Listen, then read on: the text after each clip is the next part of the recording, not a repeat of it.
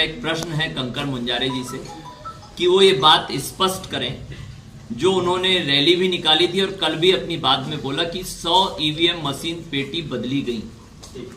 या तो अब प्रशासन से भी हम मांग करेंगे कि इन पर अपराध दर्ज किया जाए, क्योंकि जनमत का ये कहीं ना कहीं अपमान है, जो अपमान इन्होंने 2013 में भी किया था, लगातार करते आए हैं। और ये अपनी हार के कारण ईवीएम मशीन की अदला बदली और दुनिया भर के झूठे आरोप लगा के इस तरह से करते हैं।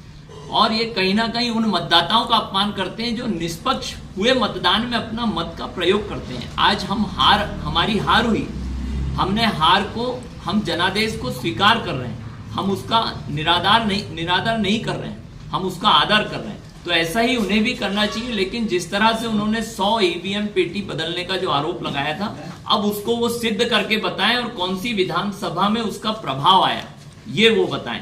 और जिला प्रशासन से हम मांग करेंगे कि ऐसे लोगों पर अपराध दर्ज करा जाए, जिससे भविष्य में इस तरह की कभी बयानबाजी करके आम जनों को भ्रमित ना किया जाए।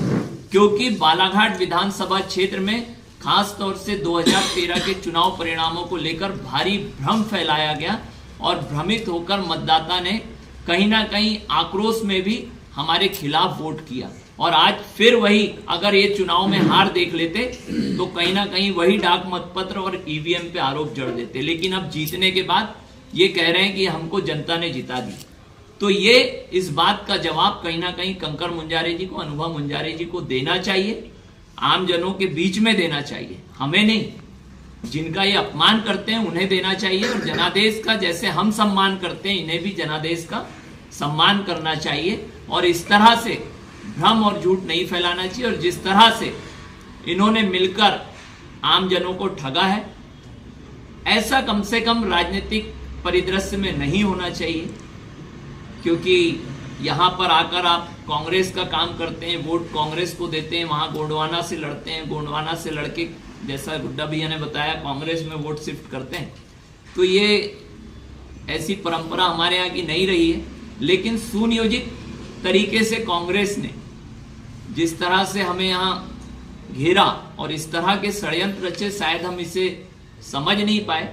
और बहुत ज्यादा नकारात्मकता कांग्रेस के द्वारा फैलाई गई। इसमें एक हिस्सा मैं बोलूंगा, जो विशाल बिसेन निर्दलीय लड़े, इसमें मैं ये बात मानता हूं कि ये भी कहीं ना कहीं कांग्रेस के षड्यंत्र का एक हिस्सा है। और आप देखेंगे आज नहीं तो कल फिर वो कांग्रेस में ही आपको दिखेंगे, क्योंकि उनके द्वारा पूरी नकारात्मकता फैलाने का काम पूरे क्षेत्र में किया गया, जिसका कहीं ना कहीं हमें नुकसान उठाना पड़ा। हमने उन बातों का, झूठी आधारहीन बातों का जवाब देना सही नहीं समझा, लेकिन कहीं ना कहीं हमें उसका नुकसान हुआ।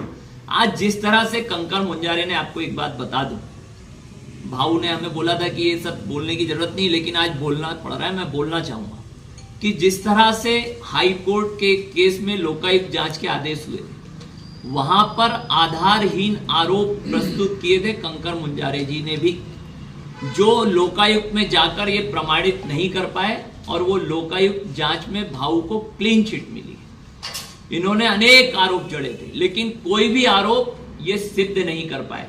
लेकिन हमने, क्योंकि हम जानते हैं कि भाऊ का जीवन कांच की तरह है, यहाँ बालाघाट के लोगों ने देखा है, तो हमने, भाऊ यही कहते थे कि किसी को बताने की जरूरत नहीं, लोग हमें जानते हैं। लेकिन कहीं ना कहीं ये नकारात्मकता, चाहे उन्होंने बोध सिंह भगत के माध्यम से हो, या विशाल बिसेन के माध्यम से हो, वैभव बिसेन के माध्यम से हो, स्वयं भी नकारात्मकता जो हमारे खिलाफ फैलाई, वो हमारे को नुकसान दे गई। और उसका हम सही समय पे जवाब शायद नहीं दिए, उसका हमें नुकसान उठाना पड़ा। लेकिन हम जानते हैं हमारे नेता आदरणीय गौरी भाऊ की छवि साफ है।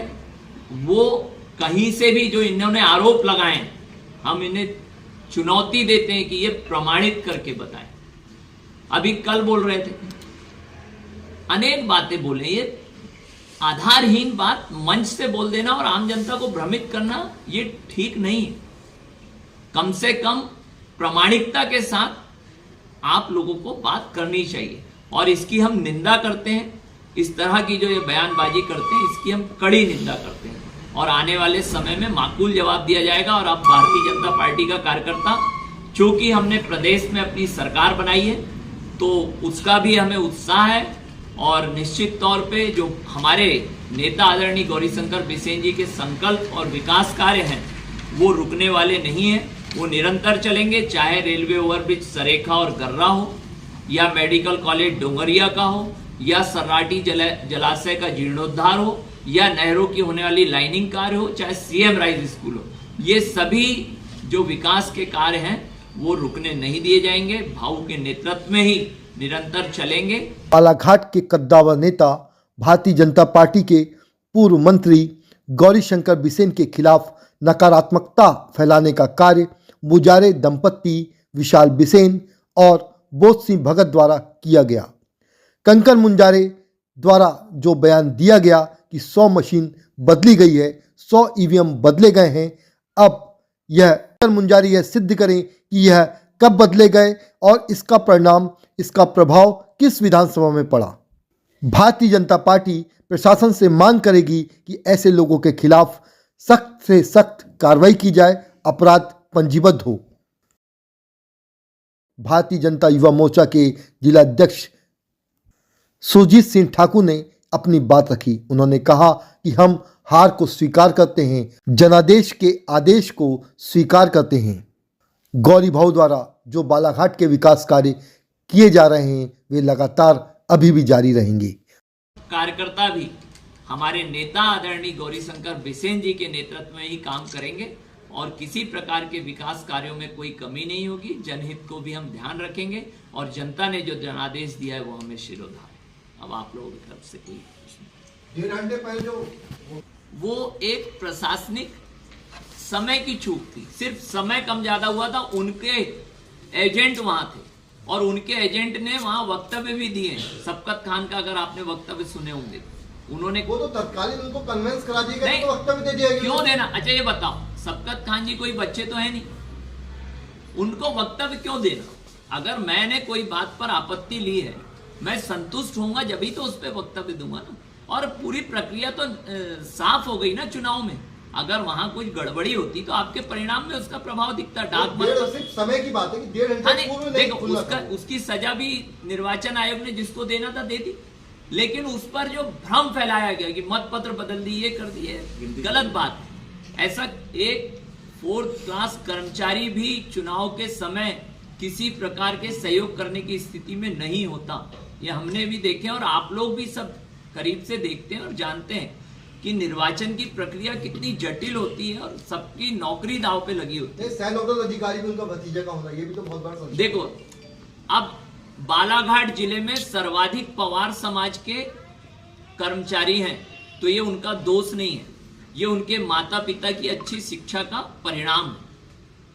आज अगर सर्वाधिक नौकरी में मध्य प्रदेश में कोई समाज का व्यक्ति है बालाघाट से, तो हमें गर्व की बात है कि वो पवार समाज के लोग। वो भतीजा नहीं लगता जो था? नहीं, वो है ना, ऐसे अनेक लोग हैं। नहीं, वो तो अनेकों रिलेशन, बिल्कुल ऐसे सैकड़ों लोग हैं जो ड्यूटी पे थे। उसका रहना संशय रहा ना। भतीजा तो विशाल भी है, फिर उसका कांग्रेस ने कैसे उपयोग करी? वो तो सगा भतीजा, वो तो थोड़ा दूर का है। जीत की स्थिति में थे, लेकिन हमारे खिलाफ जो नकारात्मकता लगातार फैलाई गई और फिर ऐसे कुछ कारण बनते गए जो हमको नुकसान दिए। शुरुआत में ऐसी स्थिति नहीं जैसे 12 में। और देखिए, हमारा वोट परसेंटेज जो है 73,000 हमने 2013 में लिए थे, उतने ही वोट हमने 18 में लिए। तो जो परसेंटेज बढ़ा पोलिंग का, उसके हिसाब से हमने 79-80 तक गए। वो हमको और बढ़ाना था, वो नहीं बढ़ पाया। हमारा मतदाता हमारे साथ खड़ा है, हमारा मतदाता डगमगाया नहीं। जो बालाघाट में विभाजन हर समय होता था, वोटों का ध्रुवीकरण होता था, वो नहीं हुआ, वो भी एक बड़ा कारण है। और फिर मैंने जो बताया कि वो जो एक वर्ग विशेष है वो हमसे किस कारण से एकदम से दूर हुए, जो कुछ मात्रा में पहले हमको वोट करते थे। 2013 में हमने वो बूथ जीते, वार्ड नंबर 3, 9, 10 के बूथ जीते, लेकिन इस बार बहुत लंबे अंतराल से हमको वहां हारना पड़ा। नगर पालिका क्षेत्र में भी थोड़ा सा पार्टी बहुत पीछे रही है वोट के हाँ, में। क्या कारण लगता है नगर पालिका के कार्यों को लेकर? एंटी इंकम्बेंसी क्या मामला लगता है? आप तो खुद देखते हैं नगर पालिका बड़े करीब से। नहीं, देखिए, यहाँ पे अगर विकास कारण होता तो सबसे ज्यादा भाव ने काम जो है बालाघाट शहर के ward number 1, ward number 2, ward number 13 जो कांग्रेस के वार्ड, हमारा रेलवे ओवरब्रिज निर्माणाधीन है, कोई ये नहीं बोल सकता कि बनने वाला है, आप खुद जाके देख सकते हैं बन रहा है। चालू हो गया। गर्रा रेलवे ओवरब्रिज का काम चालू हो गया। तो कई बार ये होता है कि विकास को देखकर लोग वोट नहीं करते, विकास को भूल जाते। अगर विकास को देखकर करते, हम वही बोल रहे हैं कि विकास को देखकर अगर वोट करते भाव के, तो इस बार बराबर जो काम है अभी कहीं नहीं चल रहा है। 1000 करोड़ रुपए के कामों की स्वीकृति खाली बालाघाट शहर और आसपास में हुई। अगर आप देखेंगे लगभग 500 से 700 करोड़ का हमारा रेलवे ओवरब्रिज बनेगा, लगभग 250 करोड़ रुपए के हमारे 250-300 करोड़ रुपए के रेलवे ओवरब्रिज और पुलिया बनेगी। लेकिन उसके बाद भी उसे लोगों ने स्वीकार नहीं किया कि वो अलग अलग कारण है। तो वो जनादेश जो मिला है अब हम उसे स्वीकार कर रहे हैं। आगे देखिए, आने वाला जो 2024 का चुनाव है, हर बूथ पे मोदी होगा, उस बात को लेकर अब हमारी नई तैयारी है। और निश्चित तौर पर हम आने वाले चुनाव में पुनः यहाँ से भारतीय जनता पार्टी का सांसद निर्वाचित करके दिल्ली भेजकर हमारे यशस्वी प्रधानमंत्री नरेंद्र मोदी जी को तीसरी बार प्रधानमंत्री बनाएंगे। क्या भाव इस बार सांसद के चुनाव लड़ेंगे? ये पार्टी तय करेगी।